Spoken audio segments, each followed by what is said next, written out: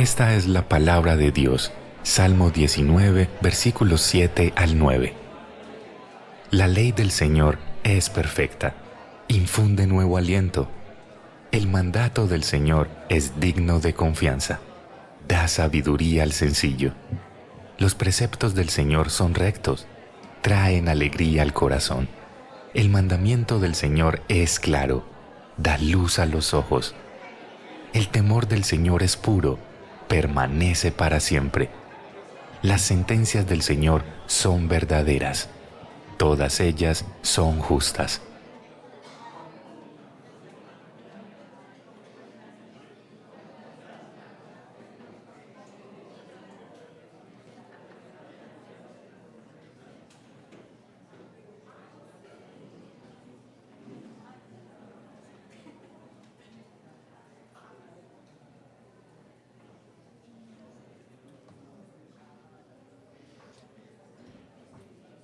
Muchas gracias por tomarnos este tiempito para saludarnos.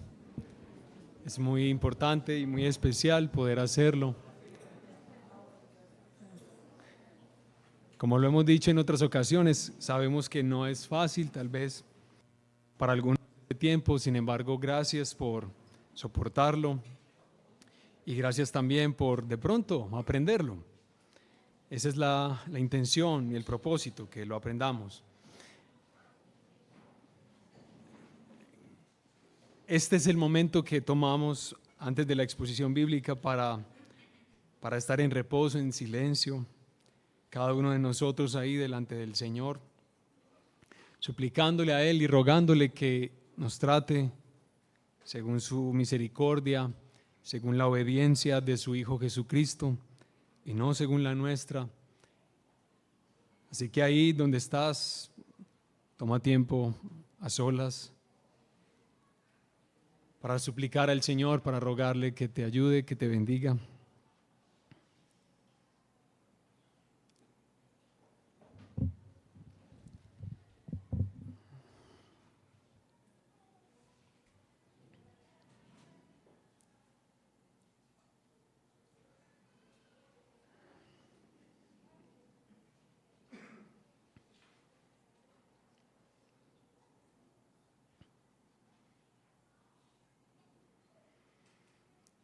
Padre nuestro que estás en el cielo, aquí estamos delante de ti, Señor, nosotros. Por muchas razones quizá estamos acá hoy.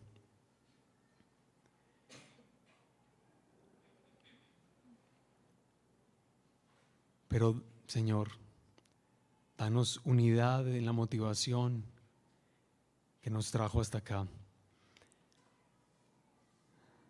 Déjanos, Señor, conocerte más hoy. Nosotros hemos venido aprendiendo poco a poco que no existe un mayor privilegio, no existe un mayor honor, un mayor don que tú des a los hombres que el conocimiento de ti mismo, conocer a Dios. Y Señor, a cada rato el orgullo nos hace pensar que te conocemos tan bien, que ya es tal vez poco lo que tenemos que aprender. Pero que el orgullo no nos engañe y nos mate. No, Señor, más bien que nuestro corazón esté sensible y suave, Señor, para que tu Espíritu, Señor, nos hable, nos consuele, nos exhorte, nos cambies. Y eso, Señor, que no es cualquier cosa, tenemos que pedírtelo, es en el nombre de Jesús. En nadie más, en ningún otro podríamos aspirar a que tú nos des lo que nos darás hoy. Pero sabemos que por Cristo Jesús, el Señor, tú estarás y estás con nosotros y nos hablarás, Señor. Gracias por todo, te adoramos, Padre nuestro, en el nombre de Jesús. Amén.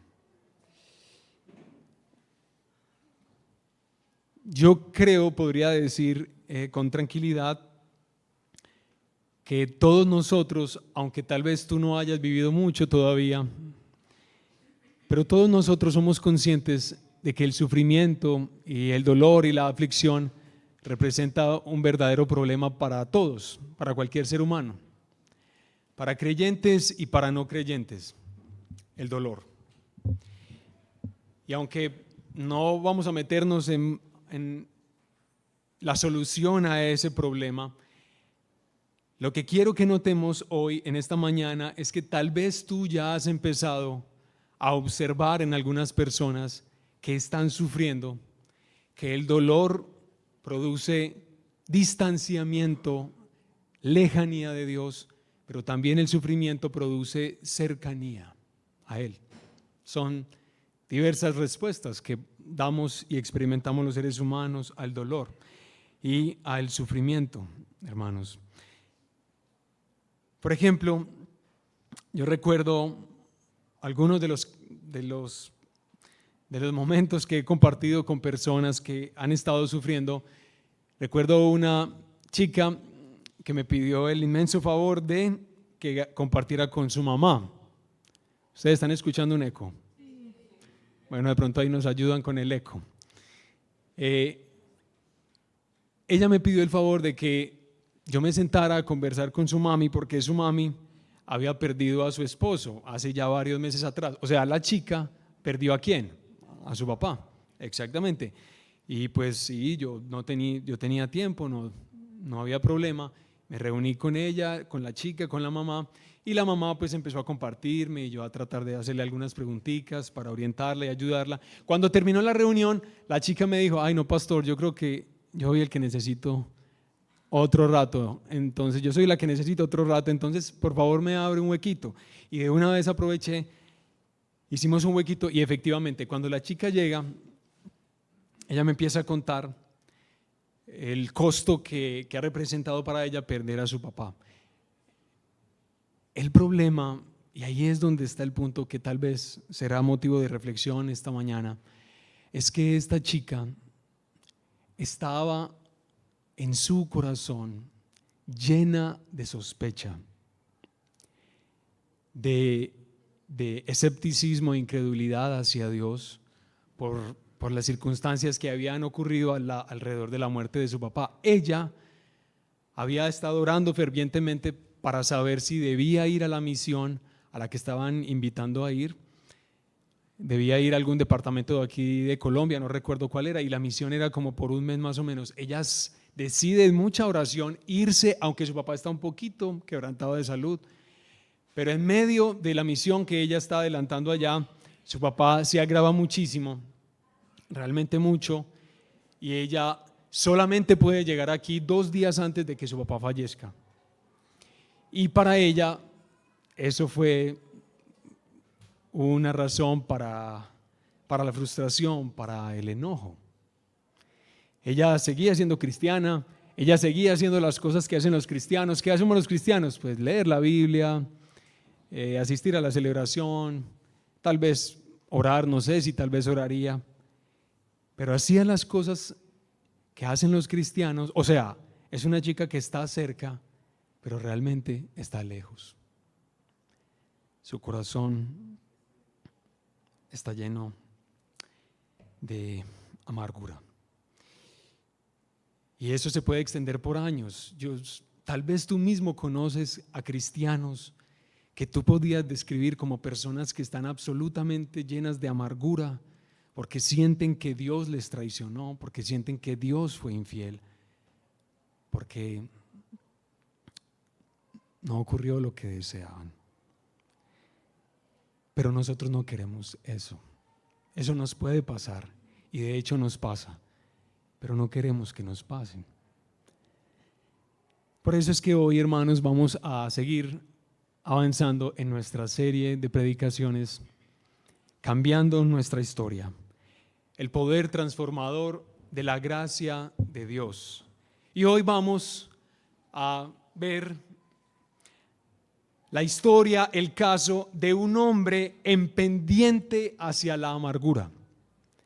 Y entonces, ¿qué es lo que hace Dios por este hombre para sacarlo de allá? Vayan entonces al libro de un hombre, un gran sufriente del Antiguo Testamento. ¿Cuál será? Bueno, entonces vamos pues a Job.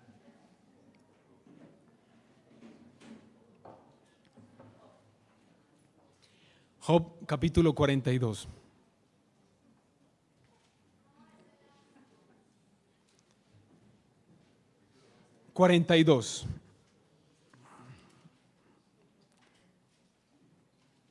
Job capítulo 42 y vamos a leer desde el versículo 1 hasta el versículo 6.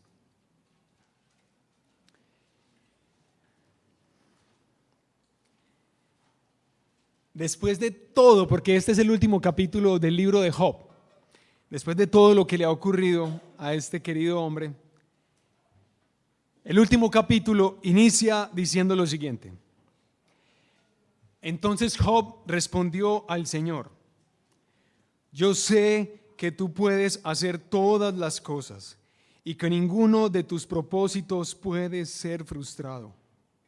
¿Quién es este que oculta el consejo sin entendimiento? Por tanto, he declarado lo que no comprendía, cosas demasiado maravillosas para mí que yo no sabía. Escucha ahora y hablaré, te preguntaré y tú me instruirás.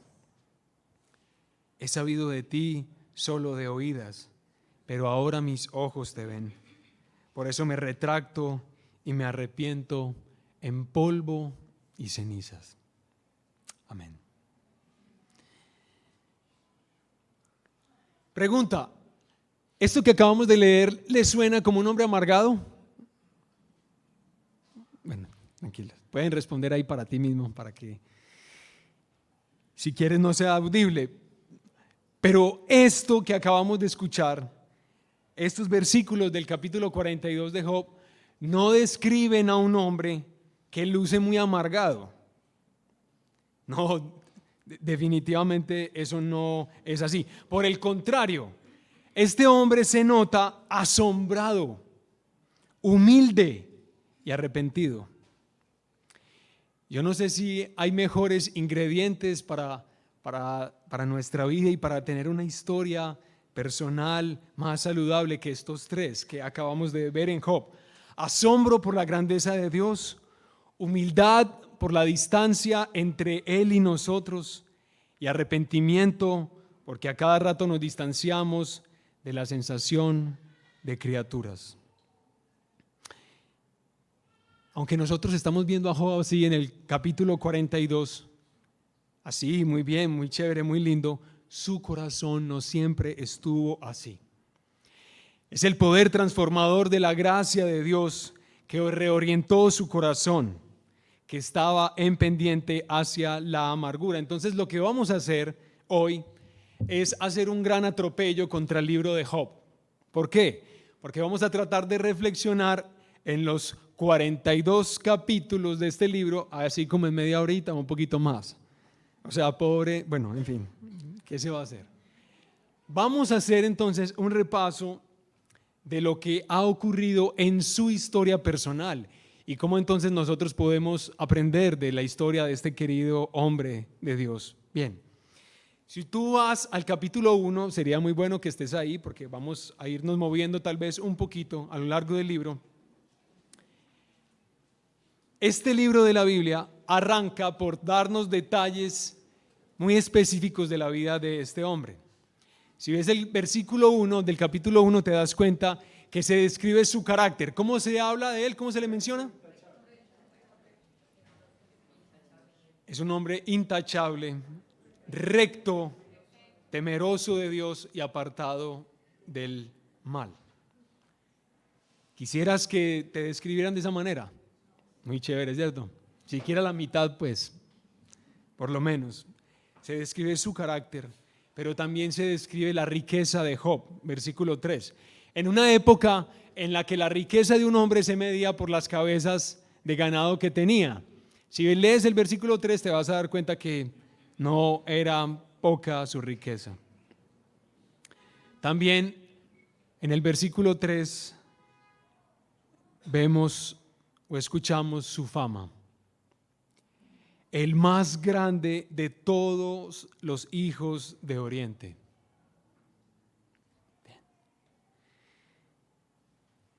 En medio de la vida cotidiana de Job, y eso es lo que no podemos perder de vista, por favor. Job está viviendo la vida ordinaria como cualquiera de nosotros. Él está haciendo las cosas de campo, lo propio en su hacienda, está bien. Job está viviendo su vida ordinaria y sin que él lo sepa, sin que él tenga conocimiento de lo que está ocurriendo, a nosotros se nos abren las cortinas de la realidad espiritual invisible, como muchas veces se hace en la Biblia. Desde el versículo 6 del capítulo 1 se nos permite ver a Dios entablando un diálogo ¿con quién? Con Satanás. Con Satanás, así es. Y la pregunta que Dios hace a Satanás es ¿cuál? ¿De dónde vienes? ¿De dónde vienes? Exacto. Y entonces Satanás pregunta de recorrer la tierra y andar por ella. Miren, aquí Satanás no está respondiendo como alguien que no tiene que hacer, no tiene oficio, entonces le da por andar por todas partes, por ahí como un errante.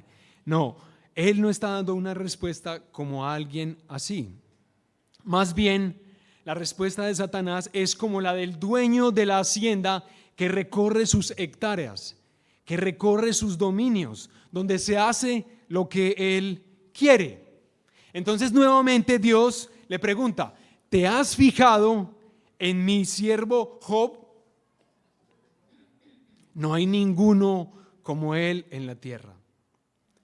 O sea, si el mundo parece responder más a la rebelión de Satanás y parece responder menos a la confianza en Dios, al amor hacia él, entonces de ese mismo mundo Dios muestra a su querido siervo Job para desairar a su enemigo, el diablo. Mira, en ese mundo rebelde que persigue lo que tú persigues, te muestro a mi siervo Job. ¿Cómo lo ves? Entonces, ¿qué responde Satanás? La respuesta de Satanás es, ¿acaso confía, cree Job en Dios de balde? Pues no, obviamente que no es así. A ver, hermanos, si el Señor se enorgullece de Job, y Job es el demostrar, ese es el demostrar, es solo porque Dios mismo se asegura de que a Job le ocurra todo lo que a Job le interesa, pues para poder seguir amando y adorando a Dios. Eso es lo que Satanás está tratando de decir. Claro, obvio, si tú le has dado carro, casa y beca, pues si uno con carro, casa y beca, ¿quién se va a quejar? Nadie lo hace.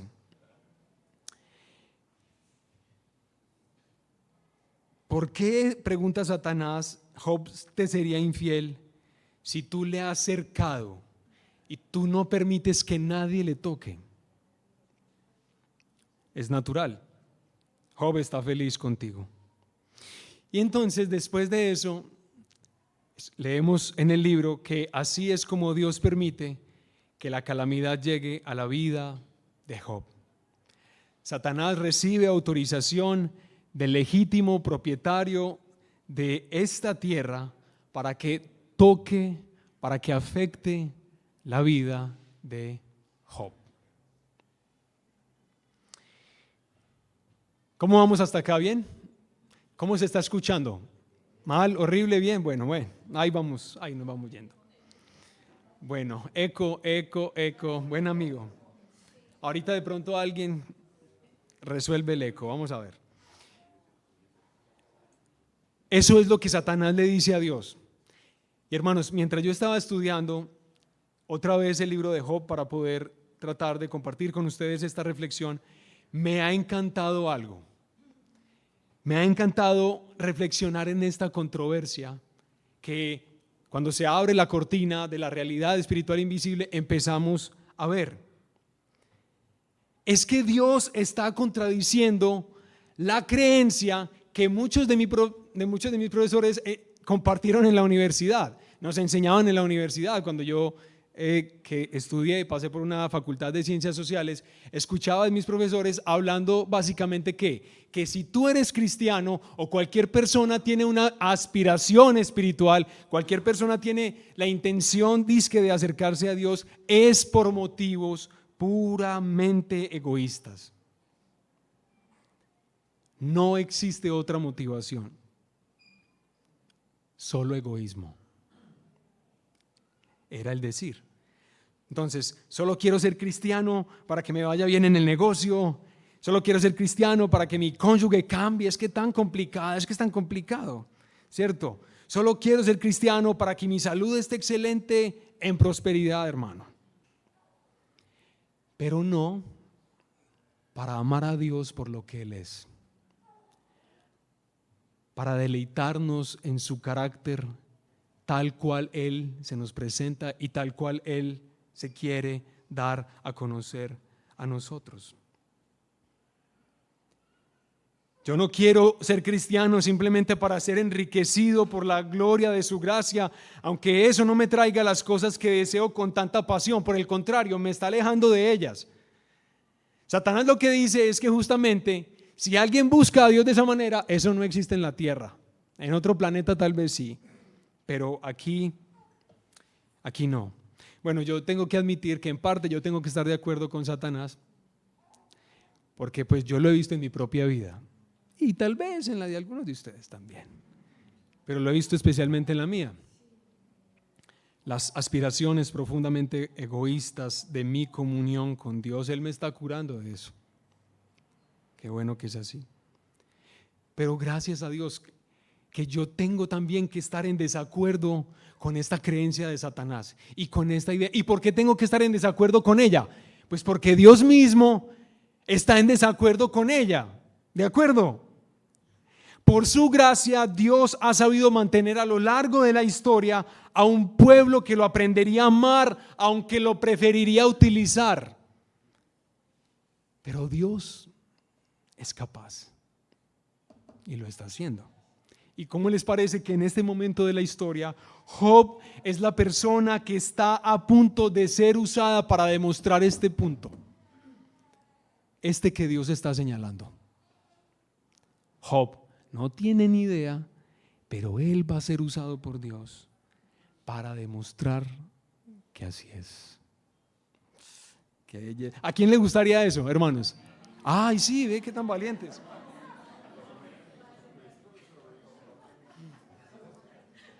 Bueno, muy arriesgada y mentiras que no. Uno puede decir cuando se equivoca en asco, no, es poesía. Estoy diciendo otras cosas. Bueno, hermanos, ¿qué le ocurre a Job entonces? Y aquí vamos a necesitar que tú, como lo vamos a hacer a lo largo de toda esta serie, trates de meterte en la película. Entonces vamos a imaginar que esto te está ocurriendo a ti. ¿Qué es lo que le ocurre a Job? Lo que a continuación voy a describir que te ocurriría a ti. Bien, entonces vamos a imaginar que toda tu riqueza, toda, sea mucha o sea poca, no importa, toda tu riqueza está invertida en acciones. Es más, te estaba yendo tan bien que hasta vendiste el apartamento, porque obviamente eso paga el arriendo muy bien, en un apartamento mejor que el que vendiste. Todo lo metiste en acciones. Se desploma la economía y de un minuto para otro te informan que has quedado sin absolutamente nada. Bien, ¿cómo te sientes? Sin nada. Pero después de esa noticia suena el celular, ring, ring, ring. Contestas, te informan que todos tus hijos han muerto porque el avión en el que viajaban al paseo familiar se accidentó. Todos ellos murieron.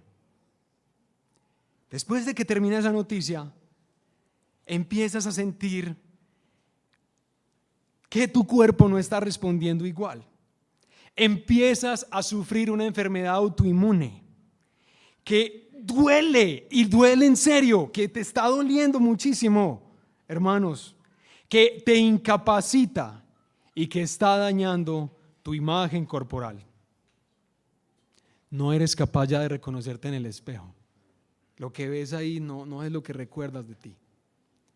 Eso está produciendo esa enfermedad.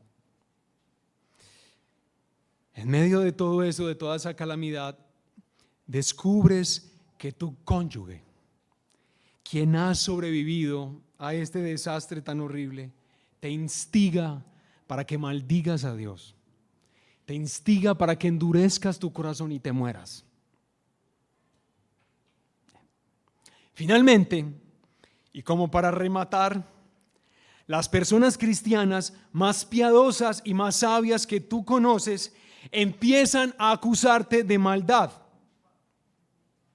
Porque la única explicación para todo el mal que te ha llegado es que el pecado oculto que seguramente estás practicando es igual de grande.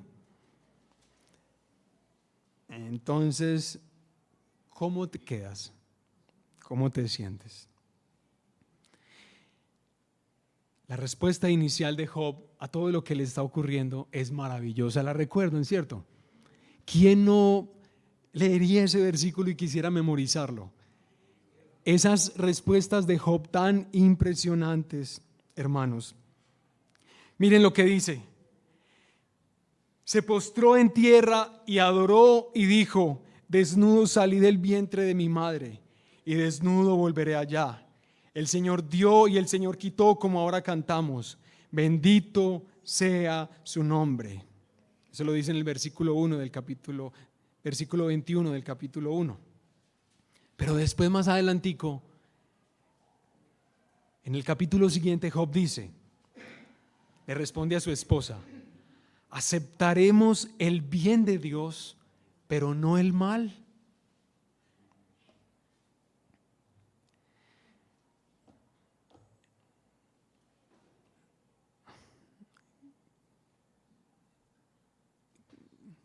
Que Dios nos diera la gracia de confiar en Él de esa manera, ¿no? De responder así en las calamidades y en las aflicciones que seguro, tarde o temprano, nos van a llegar. Así responde Job, esas son sus respuestas iniciales. Sin embargo, pasados los días y las semanas en ese estado, recuerden que no es que Job se le quitó lo que ha pasado. Desde el capítulo 3, Job arranca a pronunciar todo su lamento. Y si nosotros observamos con cuidado el texto bíblico, notamos a lo largo de los capítulos que hay un progreso en las reacciones que Job está experimentando. La intensidad emocional y discursiva incrementa con el pasar de los capítulos. Puedes ir a leerlo en tu casa. Si quieres escuchar el libro de Job, te demoras un poquito menos de 2 horas. No, 1 hora y media para escuchar todo el libro. Es maravilloso. Hay intensidad en las reacciones y van en aumento y en aumento y en aumento. Bueno, ¿cuáles fueron algunas de las reacciones de Job? Yo sé que si tú vas a casa y empiezas a leer todo el libro, puedes hallar más de las que yo estoy mencionando en este momento. Bien, pero mencionemos al menos algunas. Job reacciona con perplejidad. Y él dice una frase que sinceramente yo no quisiera tener que decir en mi vida. Y cuando leo esa frase, y cada vez que la leo en el libro de Job, me parece tan difícil. Pero escucha lo que dice Job. Las cosas que más temía son las que me han ocurrido. Y está perplejo Job. También con el pasar de los días y las semanas empezamos a ver en los lamentos de Job el desprecio por la vida que él manifiesta.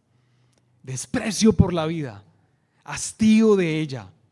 Y escucha lo que Job dice: hubiese sido mejor que yo no hubiera nacido para no tener que enfrentar estos episodios tan duros. Es mejor que ese día no hubiera existido, el día en que yo nací. Es mejor que Dios se olvide del día en el que mi madre me dio a luz. ¿Es fácil identificarse con Job o no? En su perplejidad, en su desprecio por la vida, ¿no? Sí, a mí me parece que sí, bastante fácil. Me resulta a mí. Otra reacción más de Job, cuestionamientos. Y entonces Job se riega pues. ¿Por qué permite Dios que los sufridos vean la luz? ¿Por qué se le da vida a los amargados?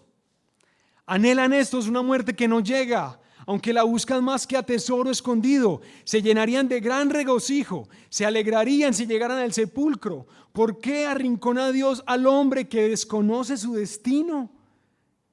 Antes que el pan me llegan los suspiros, mis gemidos se derraman como el agua. Lo que más temía me sobrevino, lo que más me asustaba me sucedió. No encuentro paz ni sosiego, no hallo reposo, sino solo agitación. Es lo que Job dice. ¿Te preguntas cositas cuando estás sufriendo? Los porqués.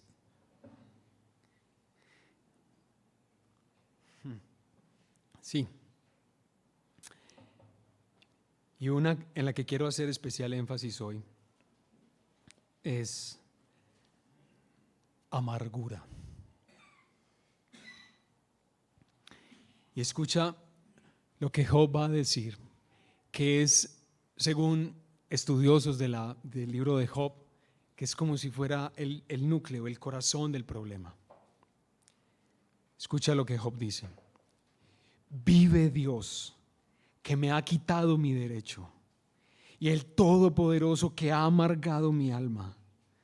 Porque mientras haya vida en mí y el aliento de Dios esté en mis narices, mis labios ciertamente no hablarán injusticia, ni mi lengua pronunciará mentira. Eso lo pueden encontrar en el capítulo 27 del libro de Job.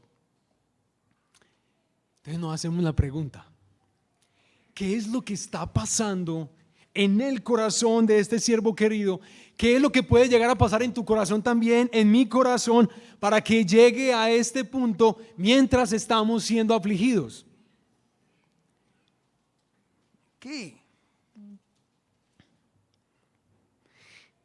En el caso de Job, hermanos, hay que mencionar en primer lugar que los amigos de él insisten en que su sufrimiento es causado por un grave pecado oculto. Pero Job sabe y lo dice sin ningún temor que él es inocente. Y les pregunto, ¿Job es inocente? ¿Él está sufriendo inocentemente? Sí. Y espero que todos se lleven esa teología para su casa. Muchos de los sufrimientos que experimentamos no son retribuciones por algo malo que hemos hecho. En la providencia y la sabiduría de Dios, Él puede hacer estas cosas como las que vemos en Job. Entonces, cuidado pues, es verdad que Él está sufriendo como un hombre inocente. Eso es lo primero. Sus amigos lo instigan, lo fastidian, le insisten, arrepiéntete. Vos le robabas el pan a los huérfanos y vos le robabas la tierra a la viuda. Uy, es que lo están acusando fuerte. Uno viene enfermo, hermano. Es que a mí me da un dolor de cabeza y me fastidia que cualquiera me hable. Ahora este hombre, bien mal, y con esas acusaciones, obvio, hermanos, eso no es nada fácil. El corazón de Job está luchando, está en disputa no solo con sus amigos, sino con su Señor por lo que le está ocurriendo. Pero bueno, más importante aún, en segundo lugar, Job sabe que Dios es completamente soberano sobre su sufrimiento. Nada de que no, es que Dios ¿qué va a poder hacer? Pues yo estoy sufriendo por otras cosas, pero no, Dios no se mete en nuestros sufrimientos. No, a Job no le gustan esas tibias teologías. Job sabe que Dios es soberano sobre su sufrimiento. Y claro que es sufrimiento, pero el problema para Job es que si Dios es soberano en el sufrimiento y él está sufriendo algo que Dios mismo está ordenando, Job sabiendo que es inocente, es porque Dios es ¿qué? Injusto. Dios es injusto y eso le amarga la vida a Job. Pues ¿quién puede contra la omnipotencia de Dios? ¿Estás entendiendo lo que Job está sintiendo? Job tiene una saludable teología del sufrimiento. Él sabe que Dios es soberano sobre todas las cosas. Ningún pájaro cae a esta tierra o a el suelo si Dios no lo ordena. Dios es el Señor de este mundo y Él no ha perdido el control de este mundo. Job sabe eso.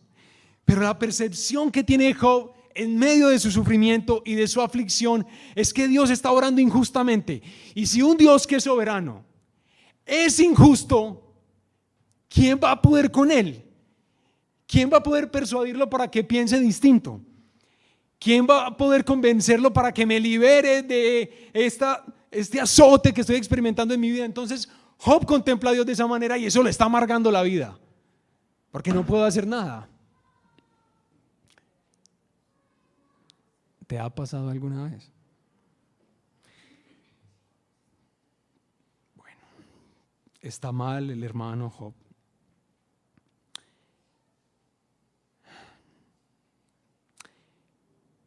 En este punto de la historia, porque imagínense, estamos tratando de tocar todo el libro, se hace necesaria una aclaración. Es muy importante esta aclaración. Y ojalá todos estén bien atentos a ella. Job está viviendo esta turbulencia emocional. Job está viviendo esta turbulencia racional delante de Dios, no como un déspota o no como un cínico, de los que la historia de este mundo está lleno. Muchos. No como alguien que quisiera literalmente poder levantar su puño y pegarle en la cara a Dios, como uno sabe que ha habido en la historia. Job no lo puedes comparar con alguien así, porque esa no es la forma en la que la Biblia lo describe a él en esta situación, hermanos. Aquí más bien tenemos a un hombre que ama a Dios y que lucha con Dios en medio de su dolor. Es más, ustedes recuerdan, es Dios mismo quien justifica a Job de todos sus lamentos, de todas sus quejas. O sea, Dios es el que dice, él es inocente. O sea, no se meta nadie con él. Dios mismo es el que lo declara justo en medio de toda esa experiencia. Entonces hay que tener cuidado con la forma en la que estamos viendo a Job, cuidado con ir a ser muy duro con él, porque pues yo no sé.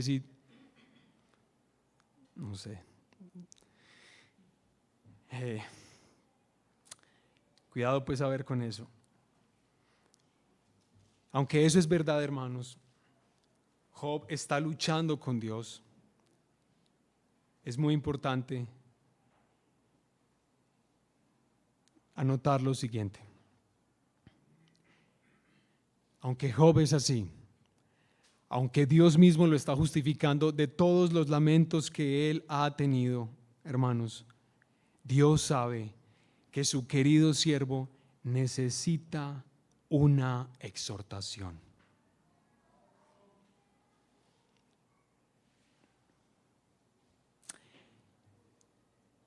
Desde el capítulo 38. Aquí, hermanos, es donde aparece la gracia de Dios para cambiar la historia de este hombre, que iba en pendiente hacia la amargura, pero para especialmente cambiar el estado de su corazón, del corazón de Job. Entonces, ¿qué es lo que Dios hace?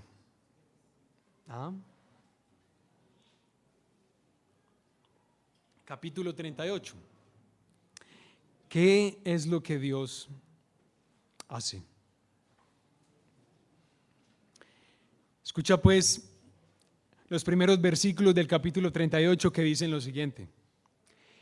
El Señor respondió a Job desde el torbellino y dijo: ¿quién es este que oscurece mi consejo con palabras sin entendimiento?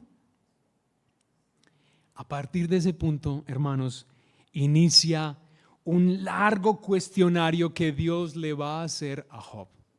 ¿A Job le gustan las preguntitas?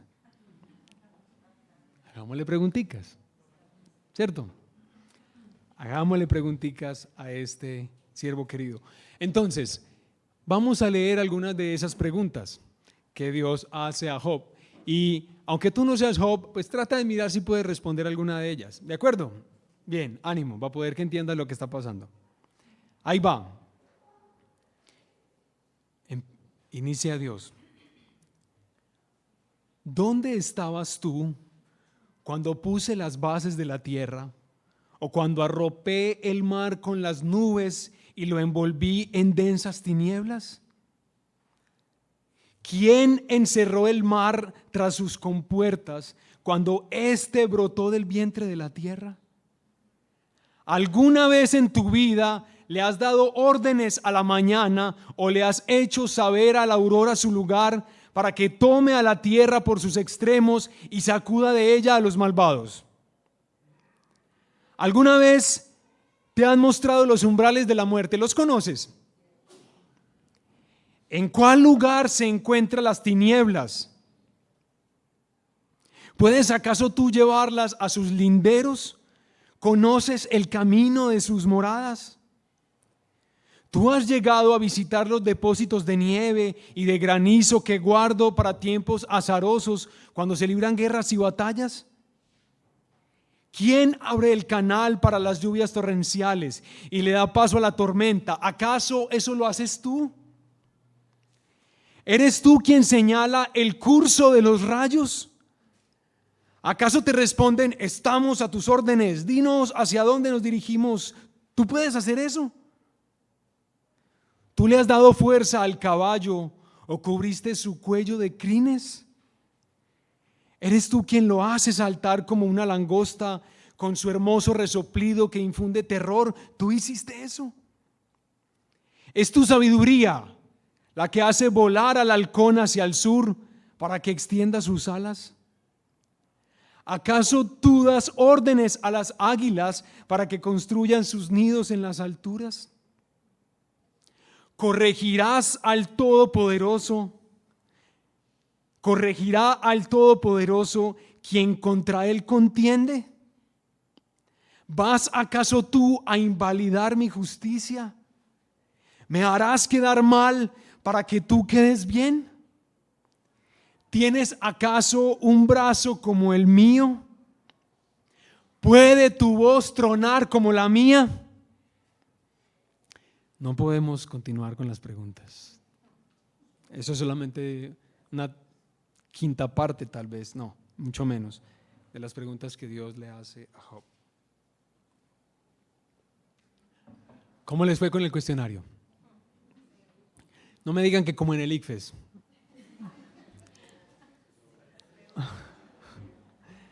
Ojalá no.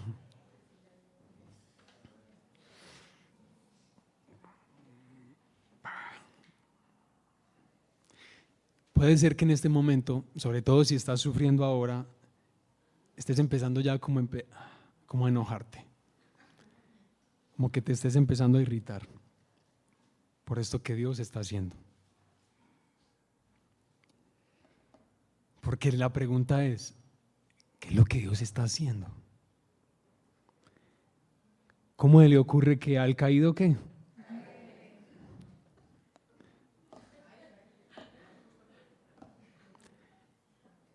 Entonces, seguramente si estás en este momento con carro, casa y beca, bien. Pero si estás sufriendo, posiblemente te desespera ver lo que Dios está haciendo. ¿Qué está haciendo Dios? Es la pregunta. Con Job y quizá contigo también.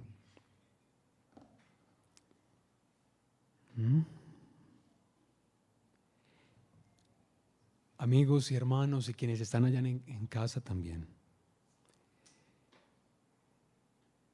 Su querido hijo Job necesita recuperar la cordura. Su querido hijo Job necesita recuperar la cordura.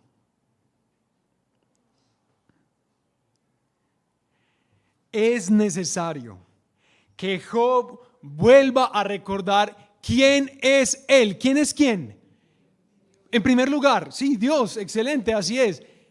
Se necesita recordar quién es Dios, pero primero Job necesita recordar quién es él. Y después Job necesita recordar quién es su Dios. Por eso, hermanos, cuando ustedes vuelvan a leer el libro de Job, se van a dar cuenta que el cuestionario divino está compuesto insistentemente de preguntas por el quién, quién, tú, lo hiciste, esto, lo demás, quién, ahí está, quién.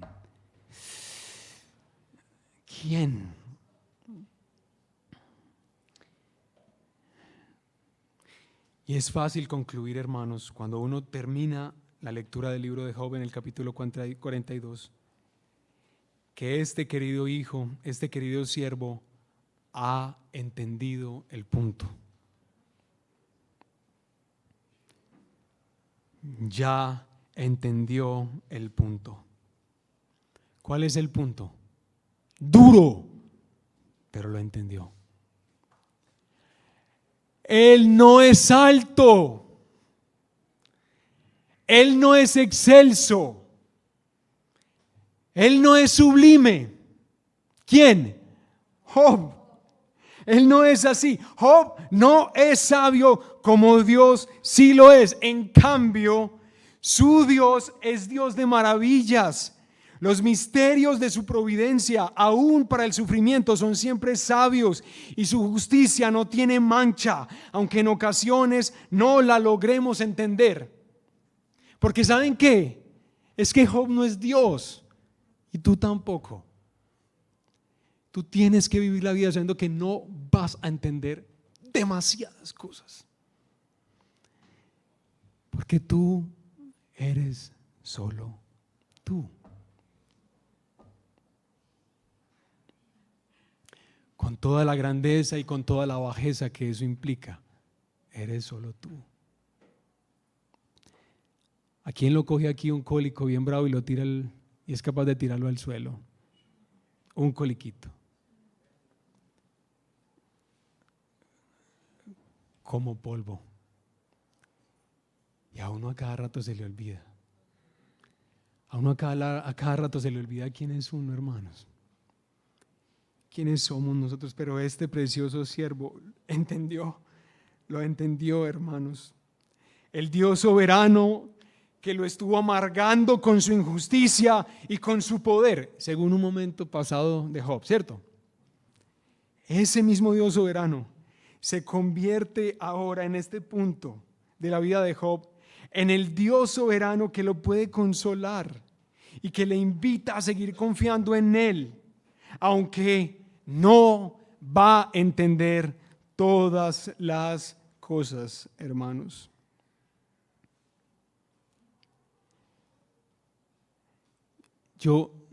Cuando yo me pongo a pensar me pongo a conversar con algunos hermanos, especialmente personas que dicen que son cristianas y que están sufriendo, y escucho algo de la teología que ellos han aprendido, seguramente donde les han enseñado.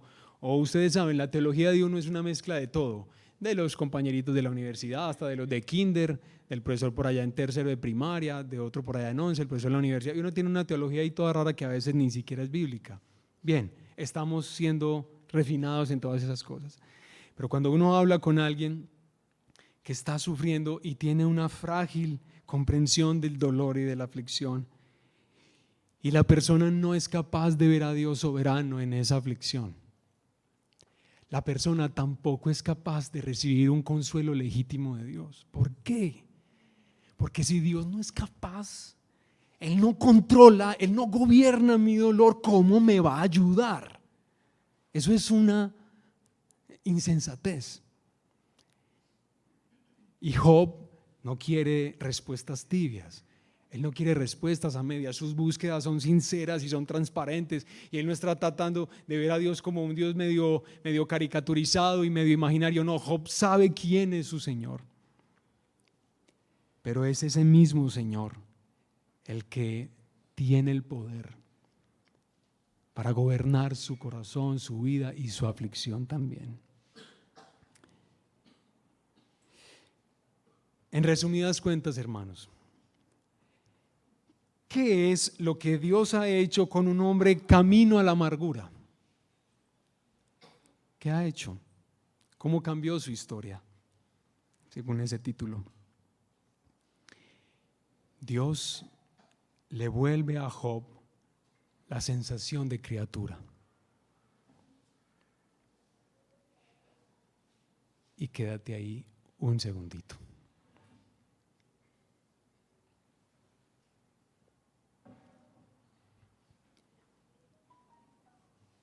Dios le devuelve a Job la sensación de criatura.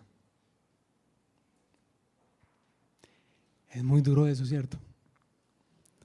¿A quién le gusta aquí sentirse criatura? Pues si nuestra vida es la búsqueda de ser Dios, ¿quién va a ser una criatura? ¿Quién va a querer ser una criatura? Nadie. Pero Dios le vuelve la sensación de criatura. ¿Y saben cómo son las criaturas? Son seres que estructuralmente necesitan dependencia de Dios y confianza en Dios, aunque no entendamos las cosas.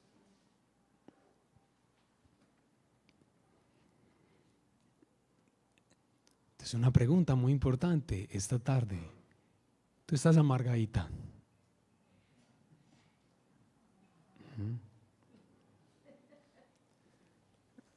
Estás amargadito.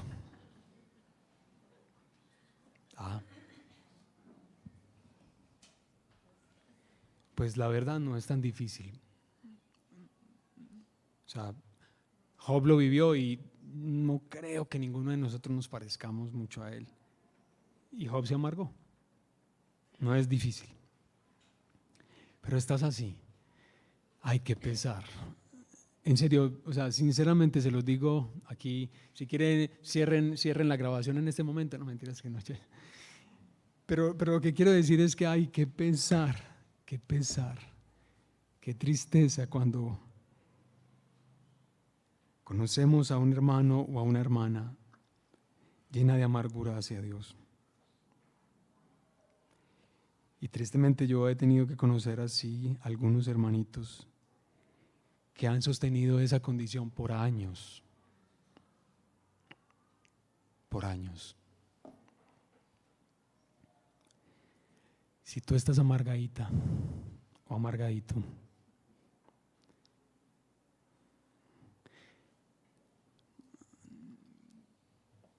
¿por qué no te detienes por un momento a pensar en quién es tu Dios? ¿En quién es tu Dios? ¿Por qué no te pones a reflexionar por un poquito de tiempo en su soberanía, en su poder, en su consejo, en su sabiduría, en su justicia, en su poder, en su rectitud? ¿Por qué no meditas un poco en eso?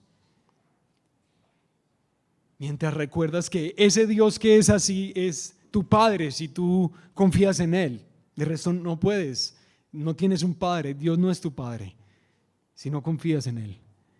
Es tu juez. Pero si Dios es tu Padre, recuerda quién es este Padre que tienes. Recuerda su facultad, su capacidad para gobernar todas las cosas, aún tu aflicción, hermanos. Y recuerda que literalmente Él puede decidir no decirte nada, no compartirte nada.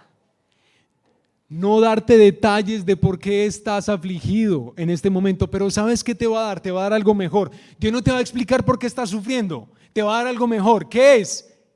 El conocimiento de Él.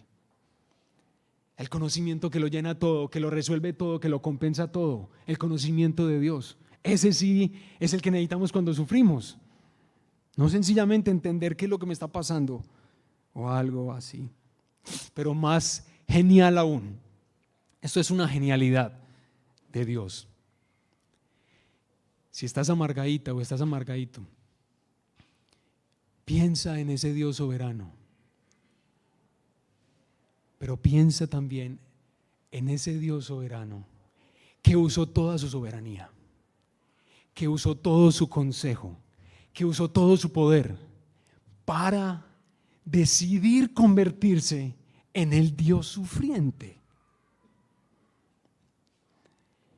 Que Él no simplemente está en su trono mirando a los que sufren, mandándole sufrimiento a la gente, no más, y Él mismo no usa su poder para alejarse del dolor y la aflicción. Él mismo hace uso de su lugar en el universo para convertirse en el Dios sufriente, en el experimentado en quebranto, en el varón de dolores, que ahorita se nos recordaba en Isaías. Que Dios hace eso para que tú recuerdes que Él no es indiferente a tu dolor, que no es que a Él no le importe, no es que simplemente Él comanda todas las cosas, es que Él comanda todas las cosas aún para hacerse tu siervo, hacerse el Cordero de Dios que quita el pecado del mundo, para hacerse tu sustituto y sufrir realmente más que como Job. El Hijo de Dios sí es el verdadero inocente que sufre aunque no lo merece. ¿Para qué? Para que tú tengas vida. Para que tú tengas vida. Piensa en ese Señor, que es precioso Señor. Y ánimo por la gracia del Señor a salir de ahí. ¿Y qué tal que de pronto algún día Dios quiera demostrar en tu vida que no todas las mujeres y no todos los hombres lo siguen porque lo quieren usar, sino porque lo aman y lo quieren amar más? Amén. Vamos a orar, hermanos.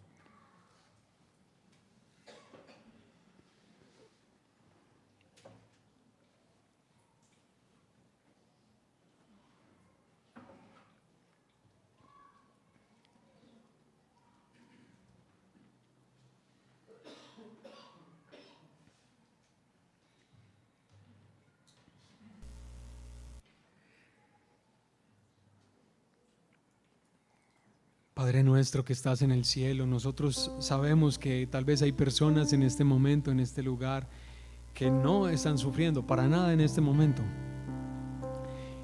Y bueno, tal vez les suena distante la experiencia de Job. Te ruego por ellos para que los bendigas, para que llegada la aflicción levanten sus ojos al cielo y te vean a ti y acudan a ti. Señor, pero especialmente hoy te quiero suplicar, y todos te queremos suplicar juntos, por quienes, Señor, aquí están mal contigo, están en una disputa sin solución,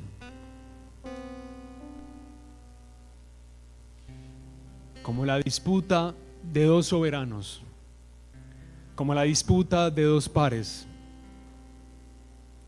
porque bueno, la aflicción no es fácil, Señor. Sufrir a todos nos estremece. Pero, Señor, yo te suplico por esa hermana y ese hermano que está hoy aquí en esa condición. Aún te suplico por algún hombre y alguna mujer que hay en este lugar que todavía no ha nacido de nuevo, que todavía no conoce la vida de Jesucristo pero que tiene tanto dolor y tanta amargura y tanto resentimiento hacia ti, o como lo ha dicho tal vez hacia el universo, hacia la vida, porque ha sido tan injusta con él, con ella. Te ruego por esa persona. ¿Y qué te pido, Señor? ¿Qué te pido? ¿Qué te pedimos en este momento, Señor? Por favor, vuélvenos la sensación de criatura. Vuélvenos a nuestro lugar con la ternura y con la firmeza, con el amor y con la tenacidad que tú puedes tratar nuestras vidas. Pero Señor, vuélvenos la cordura, vuélvenos a esa sensación, Señor, que necesitamos tanto, de que no somos Dios, de que nosotros no somos Dios, aunque todo el tiempo estamos pensando y viviendo como si fuéramos Dios. Pero devuélvenos, Señor, lo que tanto necesitamos. Te suplico, Padre mío,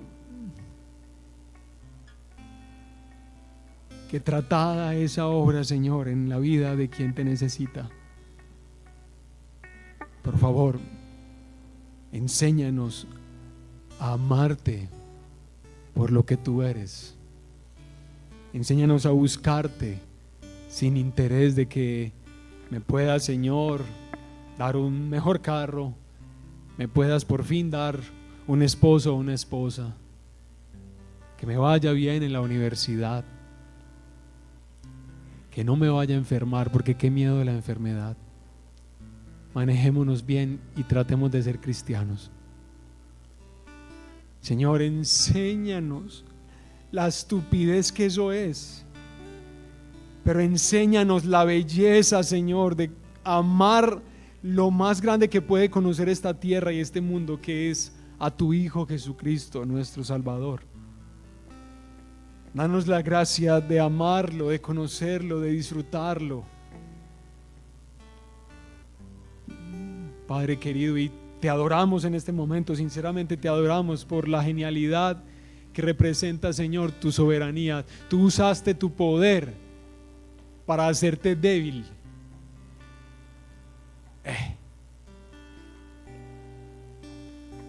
Tú usaste tu lugar como Dios para dejarte quebrantar por los hombres. Hoy, Señor, por eso es que tu pueblo te adora.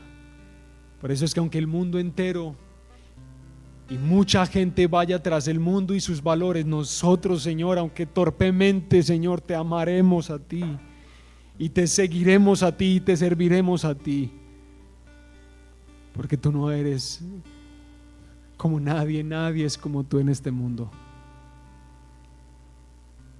Que bendito sea, Señor. Hermano, hermana, por favor quédate ahí en silencio un minutico. Ora a tu Dios, medita en su palabra. Hagámoslo en silencio, hermanos, y gracias.